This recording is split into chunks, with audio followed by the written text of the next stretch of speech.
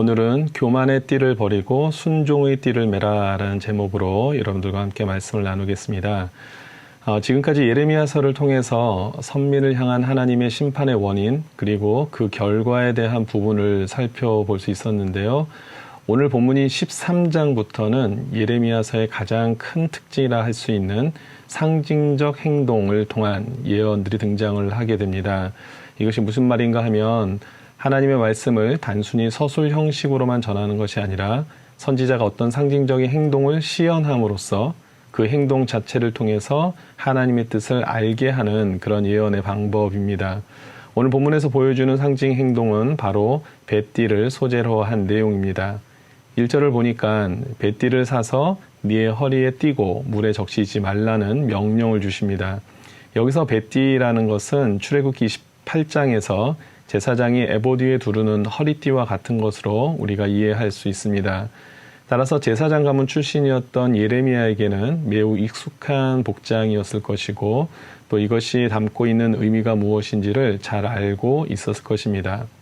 이것은 바로 남유다가 하나님의 거룩한 제사장 나라로 선택되었다는 것이고 결국 늘 하나님께 매여서 결코 떨어져서는 안 되는 관계임을 상기시키는 것이죠.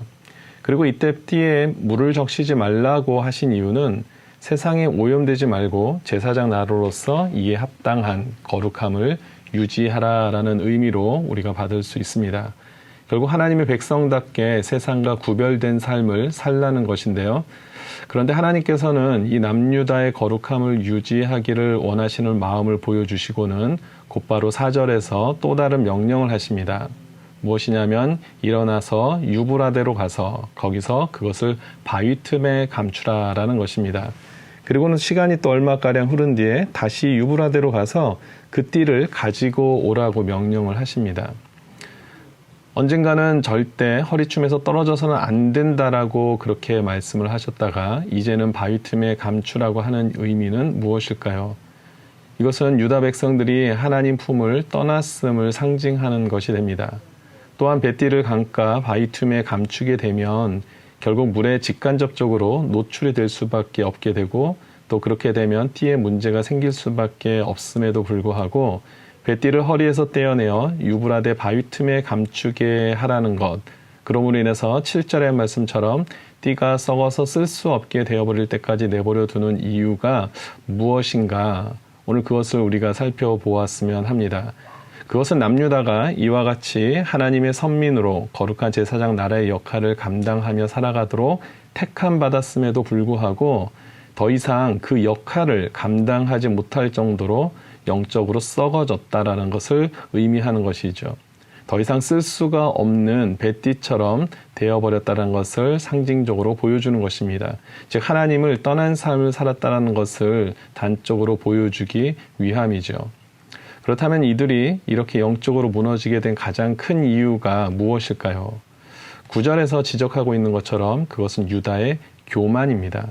이 교만의 모습이 결국 10절에서 나오는 불순종과 우상 숭배의 모습으로 이어지게 되지요. 그리고 본문 12절 이하를 보면 남유다 백성들의 교만함의 모습을 엿볼 수 있는 장면이 또다시 한번 등장을 합니다. 바로 포도주와 가죽 부대의 비유를 통해서 표현해주고 있는데요.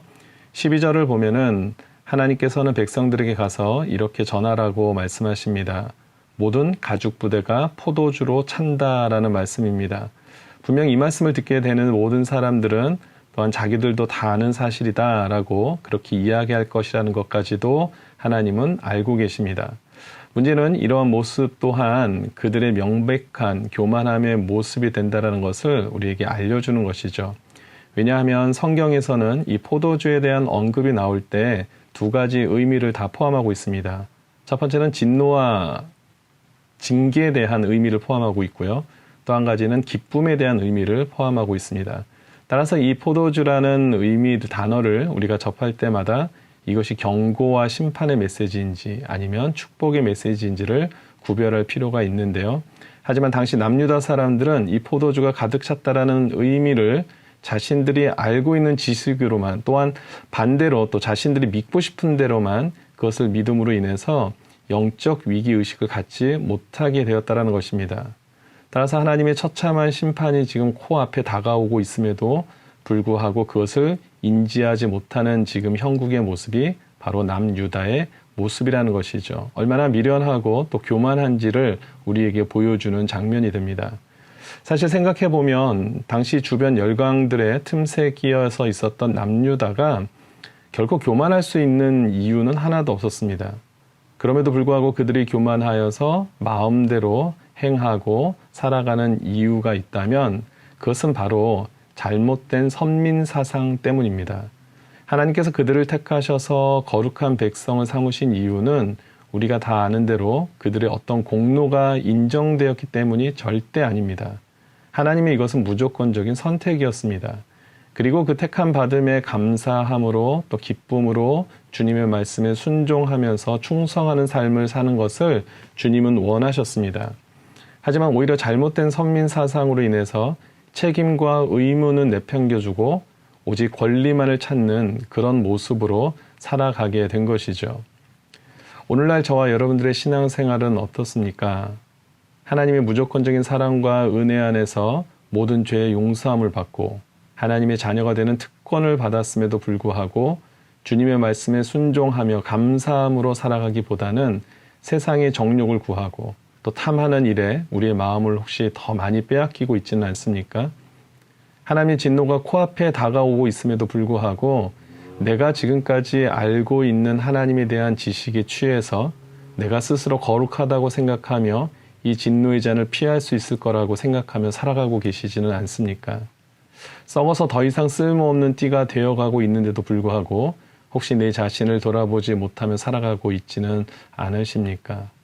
바라옵기는 우리 모든 성도님들이 주님이 사용하시기에 합당한 거룩한 띠가 되어서 주님과 평생토록 동행하는 삶을 살 수 있게 되기를 바랍니다. 그 비결은 어디에 있습니까? 우리가 얼마나 많은 지식을 갖고 있는가? 재능이 많은가? 물질이 많은가? 인맥이 넓은가? 여기에 달려있지 않지요. 오직 주님의 말씀을 겸손히 받고 순종하는가? 여기에 달려 있습니다. 우리 썩어가는 뱃띠를 다 버리고 오늘 주님의 말씀에 순종하는 띠가 되어서 주님 앞에 귀하게 쓰임받는 우리 모든 성도님들 될 수 있게 되기를 주님 이름으로 축원드립니다. 아멘.